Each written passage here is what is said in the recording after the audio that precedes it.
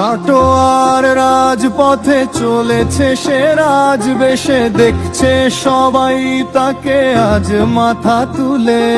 রাজার রাজা কার্তিক, সবচেয়ে বড় কার্তিক, অঙ্গীকারের রাজা সবার উপরে, হাতে তরোয়াল চোখে শ্রদ্ধা। চলো রাজপথে অঙ্গীকারের যোদ্ধা। দেখুন মাথা তুলে, দেখুন চোখ খুলে, এটাই হলো রাজা রাজা। বাংলার সবচেয়ে বড়, কাটোয়ার সবচেয়ে বড় রাজা কার্তিক। দেখুন মাথা তুলে, দেখুন চোখ খুলে, এটাই হলো রাজা রাজা।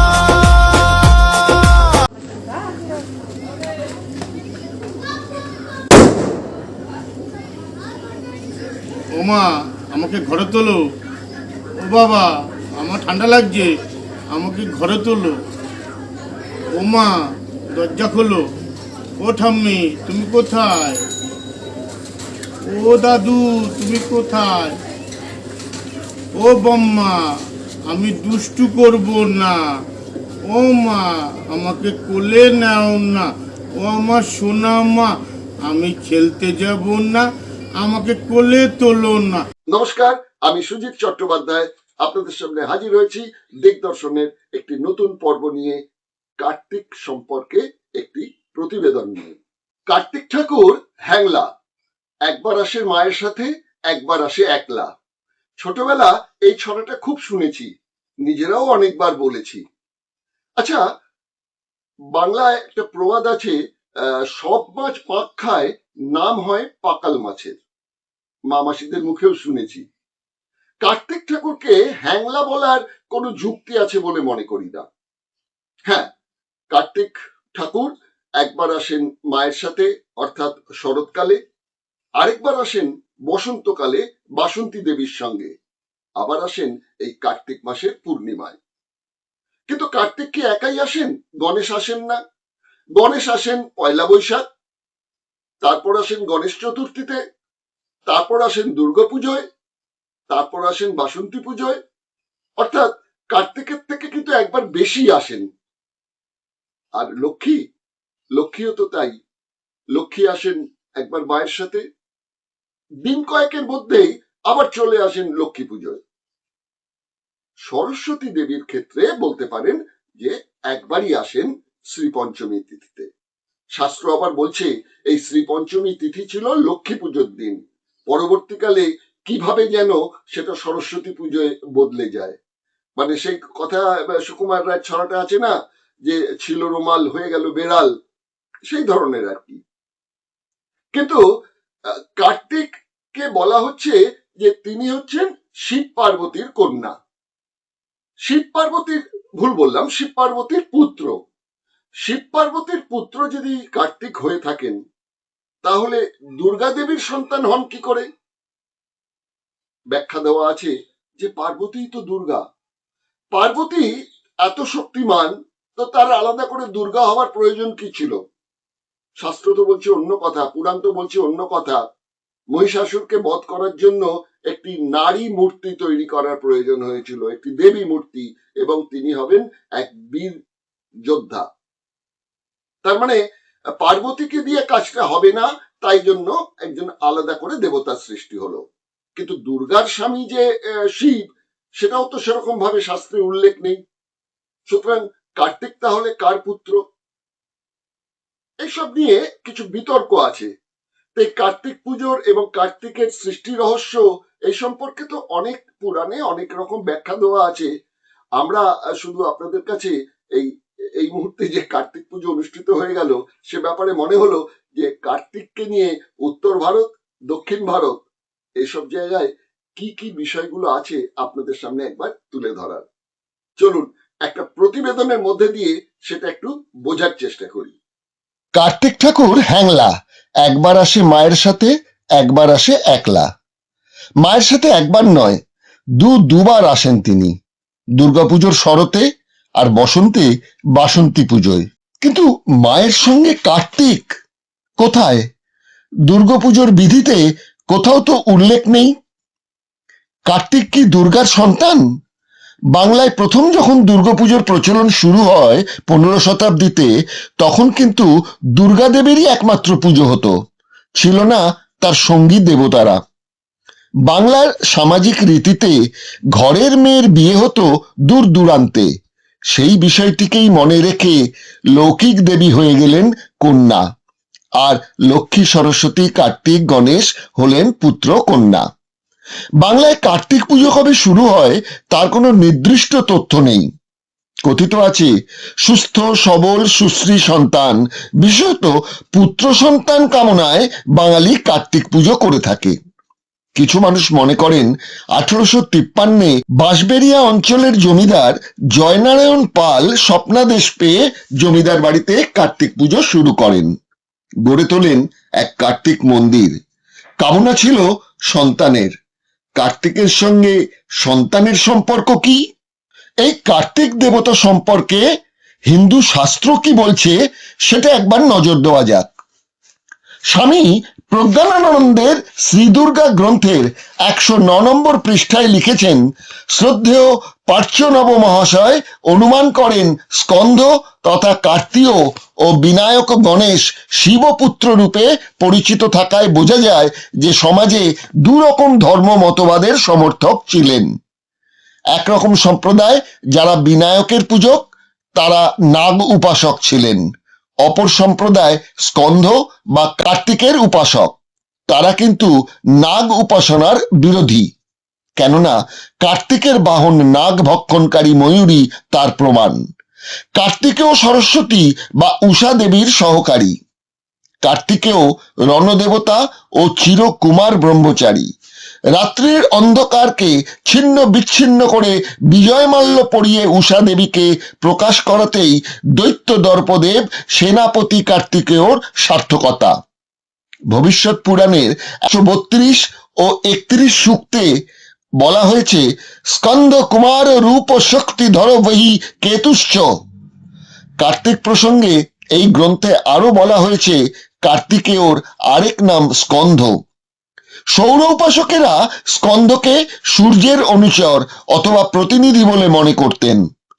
মহর্ষি হক সাহেব বলেছেন, অবেস্তার স্ট্রাভারেজ ও স্রোস এক ও অভিন্ন অবেস্তার বা পারসিকদের স্ট্রাভারেজের হাতে শত্রু নাশের জন্য কঠোর তরবারি আছে। পণ্ডিত উইলকিন্স বলেছেন, স্কন্ধকে পিতামহ সনত কুমারের পুত্র বলেও উল্লেখ করা হয়েছে। কেউ কেউ বলেন স্কন্ধ বা কার্তিকেয় মহেশ্বর ও বিভাসরূপী অগ্নি, গঙ্গা, রেবতী অথবা কৃত্তিকার পুত্র। 6 জন কৃত্তিকার পুত্র বলে স্কন্ধের নাম কার্তিকেয়। অনেকের মতে স্কন্ধের পত্নী দেবসেনা এবং ভগ্নীর নাম দৈত্যসেনা।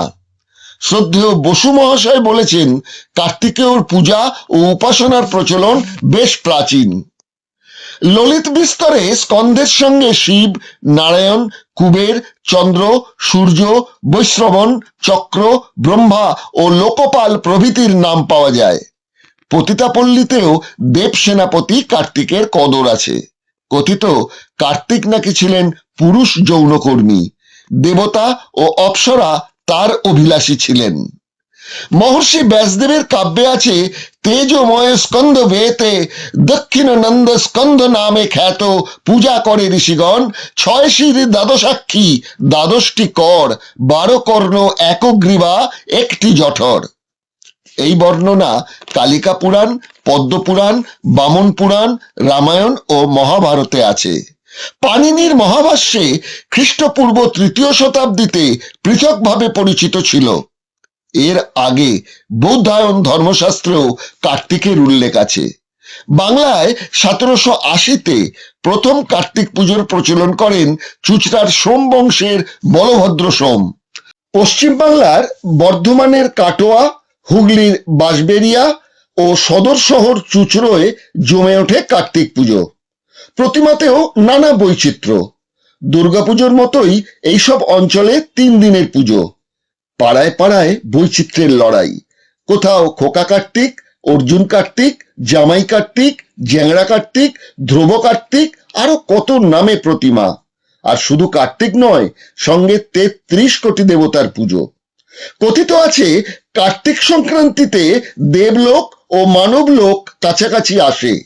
এই সময় সব দেবতারাই মর্তবাসীর কাছে পুজো পেতে চায়।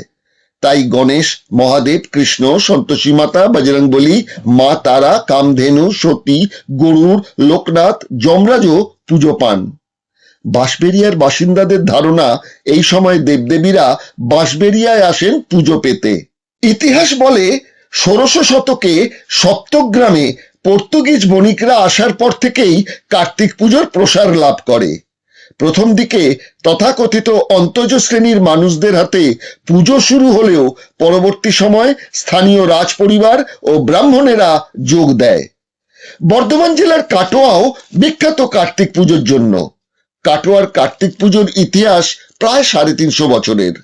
তৎকালীন গঞ্জ মুর্শিদপুরে, বর্তমানে কাটোয়ার হরিসভা পাড়া, সেখানে পতিতাপল্লী থেকে ল্যাংটা কার্তিক পুজো দিয়ে উৎসব শুরু।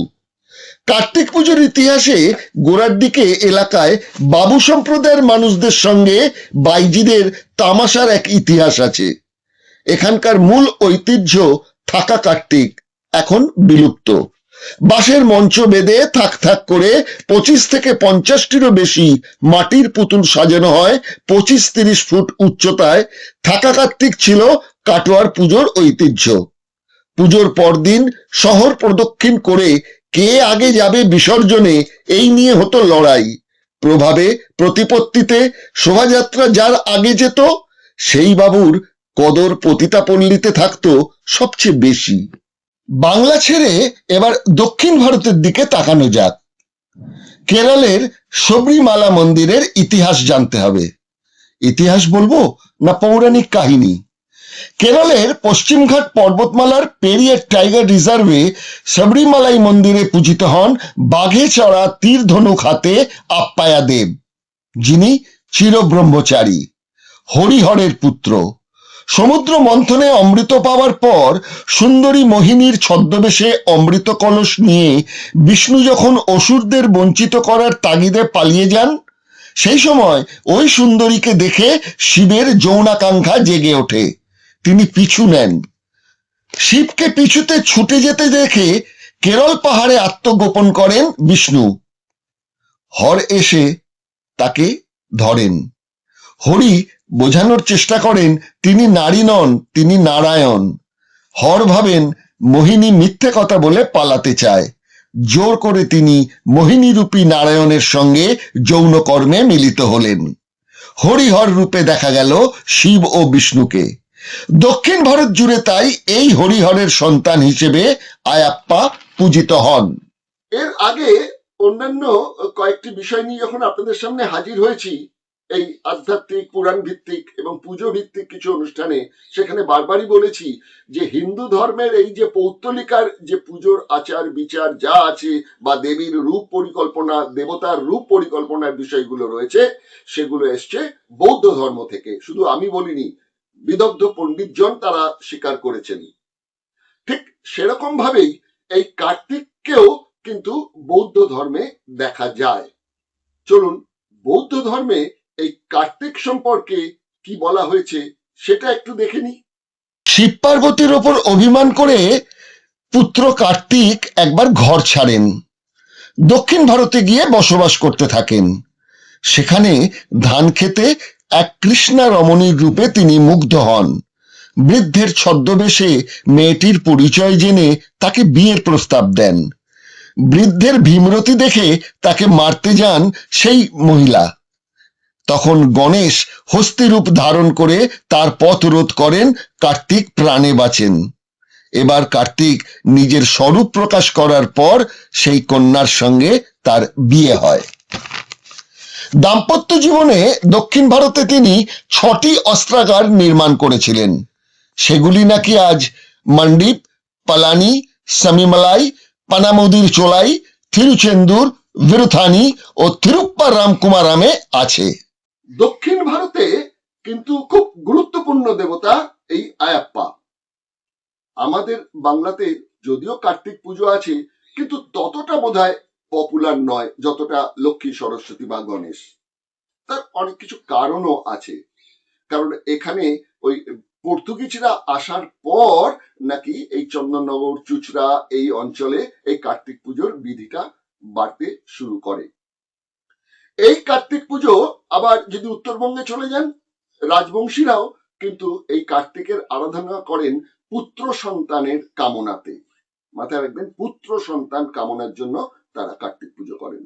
আবার যদি চলে যান মহারাষ্ট্রে, সেখানে কিন্তু মেয়েদের জন্য নিষিদ্ধ রয়েছে কার্তিক পুজোর অনুষ্ঠানে উপস্থিত থাকা বা কার্তিক পুজো করা। মহীশূরেও যদি যান, সেখানেও কিন্তু নিষিদ্ধ আছে কার্তিক পুজো। এই যে বিষয়টি, এই বিষয়টি আপনাদের কাছে হাজির করলাম একটা সংক্ষিপ্ত পরিসরের মধ্যে।